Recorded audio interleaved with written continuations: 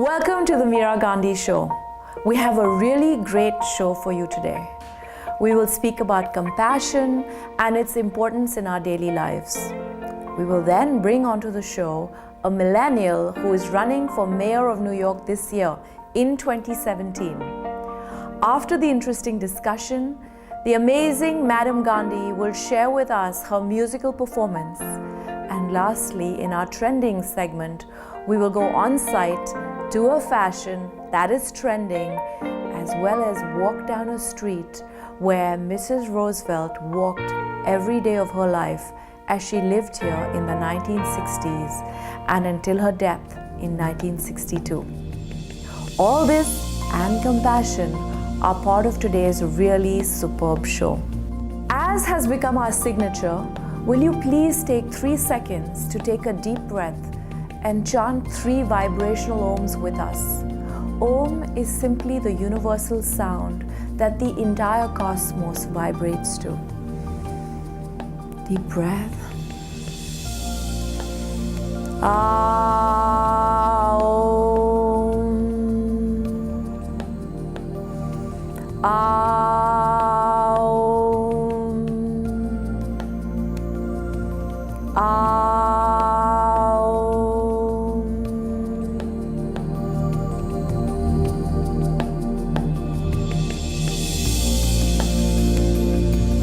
Today's episode is on compassion.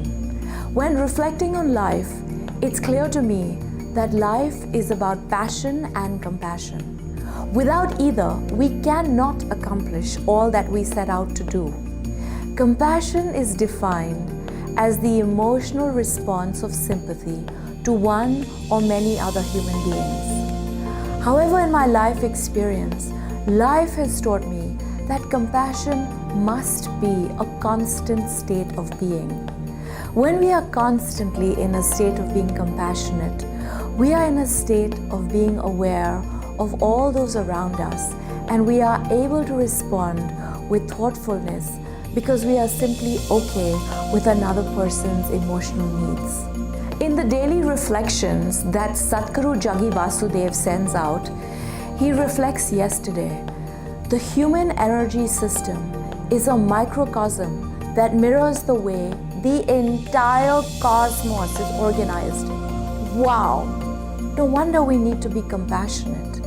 We need to be in sync with another's needs and emotions. It's the only way we can be free of roadblocks and accomplish what we truly set out to do.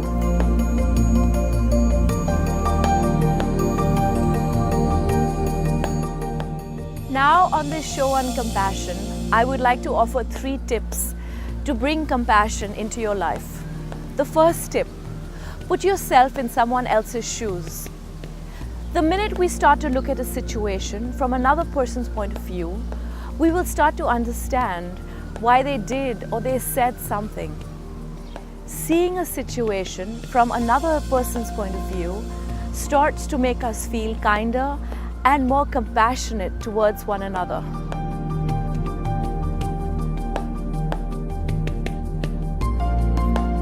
My second tip to bring more compassion into life is don't judge. When we judge, we close ourselves out to the infinite possibilities that exist out there. And we look at a person or a situation from only one boxed-in point of view, which is our own view. Our own point of view is often limited. The third tip for bringing compassion into our lives is to remind ourselves that everyone's emotional state ultimately affects ours. We know when we get mad at someone else, we actually affect our own selves, even though we're not particularly aware of it in that particular moment. Now I'm so delighted to welcome to the show Mike Tolkin. Mike is running for mayor of New York. Mike Tolkin is an innovator, entrepreneur, investor, and producer. He most recently served as CEO of IMAX Labs, the innovation arm of IMAX Corporation. As CEO, Michael led IMAX new venture efforts, developing and commercializing new products in the areas of media, entertainment, technology. In the next segment, we will speak about him and what has inspired him to run for Mayor of New York. All this and more when we come right back.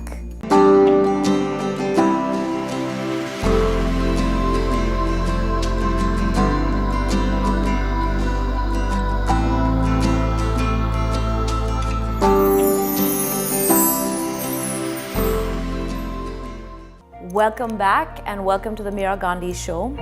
Today I'm so delighted that we have an amazing millennial on the show, Mike Tolkin. Welcome, Mike. Thanks for having me. So Mike, what inspired you to run for Mayor of New York?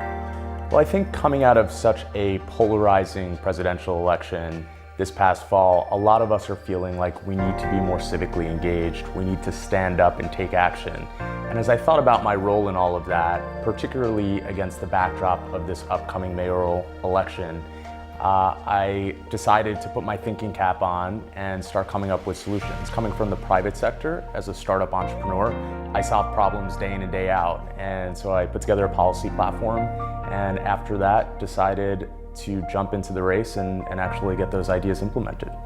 And New York has had businessmen who have been very successful mayors, so I think that it's a perfect fit.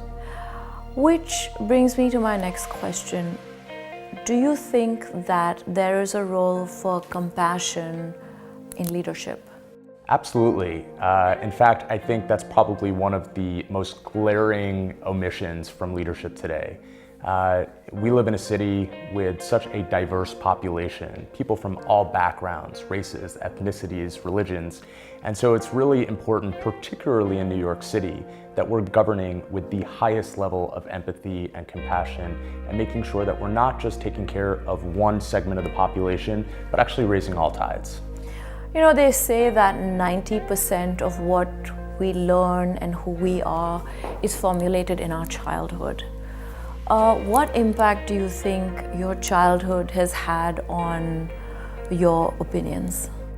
Well, I was very fortunate to have two very loving and caring parents who instilled in my siblings and me a sense of integrity and a really strong value system, which was reinforced by my school, my community, my religion, and ultimately, probably most importantly, through my life experiences, I've been able to listen to other stories and to empathize in a way that really has shaped my worldview. Awesome. I mean, we spoke about being part of a microcosm, being part of oneness.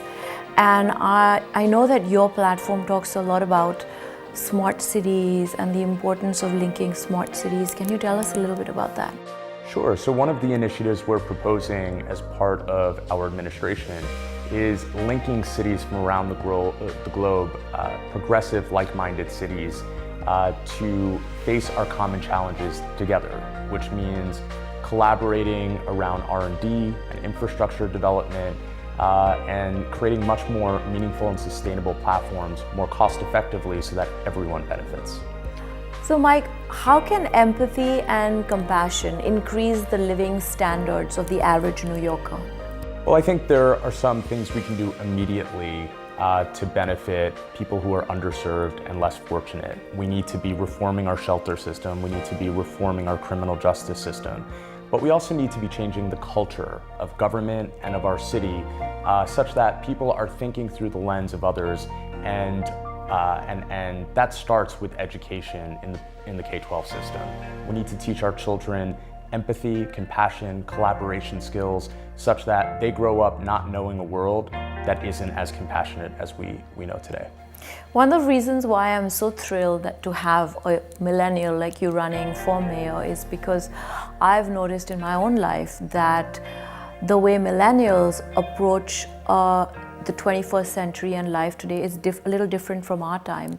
Now everything is about sharing. It's about doing things together. It's about collaboration. It's less about competition. We see more singers than ever that are collaborating with each other. It's about sharing space. It's about being on the web together.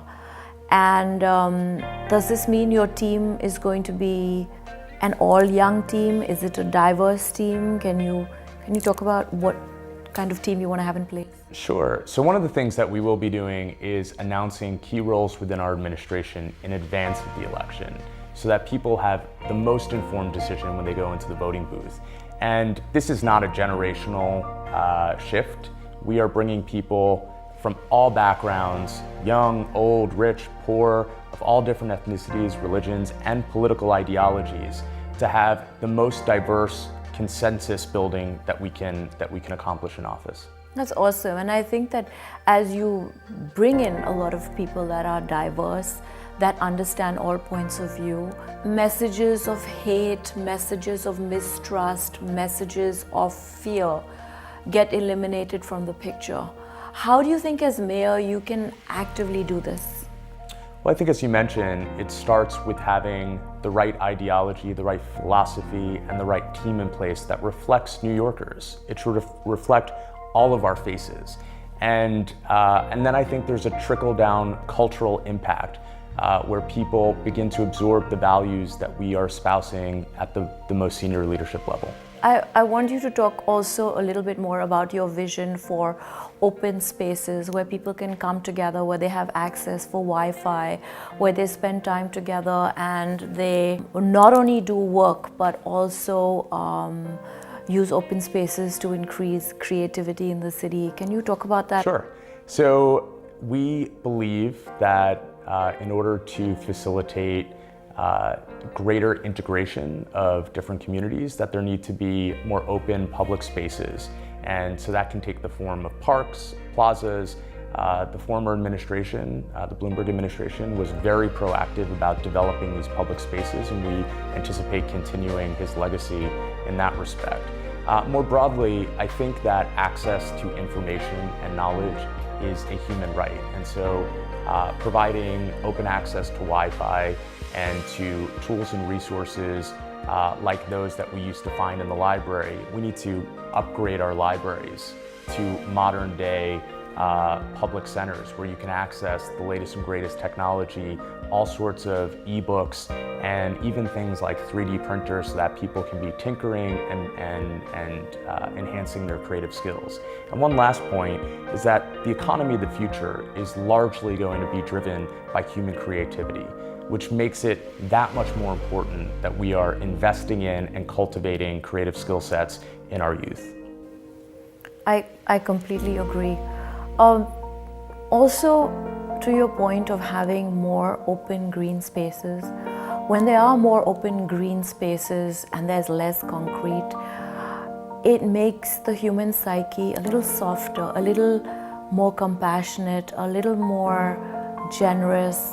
So I think that this vision of creating these open green spaces will go a long way in overall creating a kinder, gentler city where people can be, more in touch with each other, more cooperative, more giving, more loving. Absolutely. And, just to chime in there, I think that compassion is not only with respect to each other on a direct basis, it's about respecting our planet. We need much greater compassion with respect to our environment and the world, the earth that we've been given.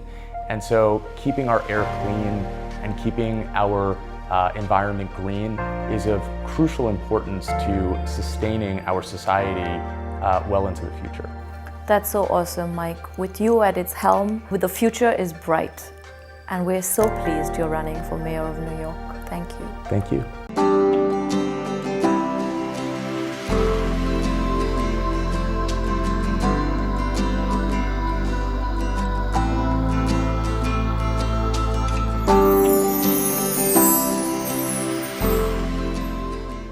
Welcome back to the Meera Gandhi Show. Our musical guest today is my fantastic daughter, Kiran, the amazing Madam Gandhi, and she shares with us a live performance. Take it away, Madam Gandhi. What's up, y'all? I'm Madam Gandhi, and I'm a drummer whose mission is to elevate and celebrate the female voice. This track right here is called The Future is Female.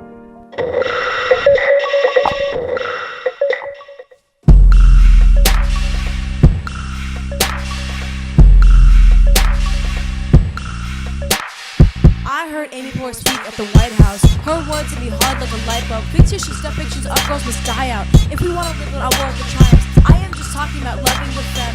I am talking about nobody else. Toxic masculinity has to end. I'm just talking about loving ourselves. You can't catch me singing these words in a black, other, wild, future is female t-shirt like a. Me, I got something to say.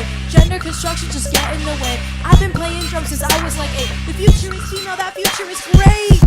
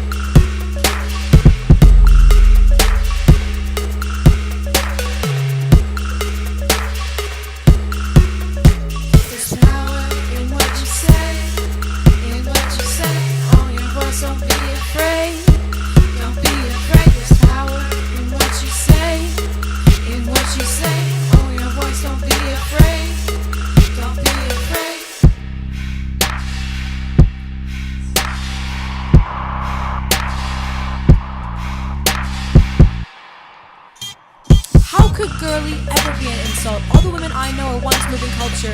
What would happen if we all would lead with a little less aggression, more femininity? We have to value girls more than their looks. The biggest threat is a girl with a book. The system is making for all that we do. We've been bleeding each month till we gave birth to you. You know, to me, the future is female means that no longer will female qualities be subordinated to male qualities. I want to live in a world that is collaborative, a world that is emotionally intelligent, a world in which we are linked and not ranked. The future is female. The future is female. The future is female. Right here.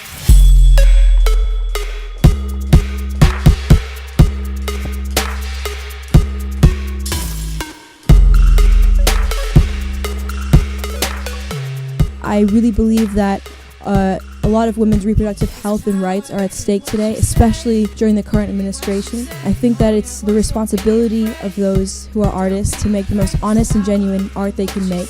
And so that's what I do with my music and my drumming. In my lyrics, you heard me talk about what I think the future is female means.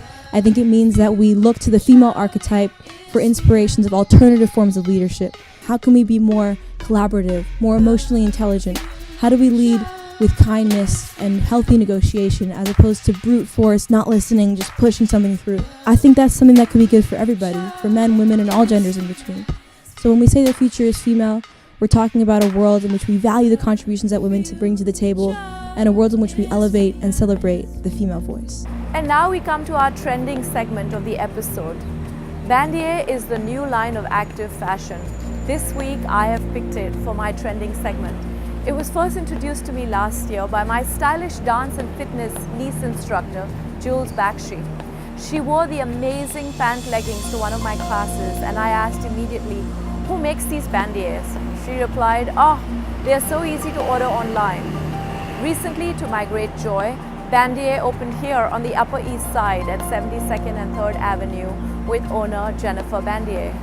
Very conscious of the community, last week they had a charity event with Same Sky and the Giving Back Foundation as co-hosts. The brand is comfortable and that's why this week I picked Bandier for the trending section of the Meera Gandhi show. Their website says Bandier Active Fashion. The quote this week on their website says, "You cannot make everyone happy. You're not an avocado." To which I now add, yes, of course. But yes, we can all remember to treat everyone with compassion.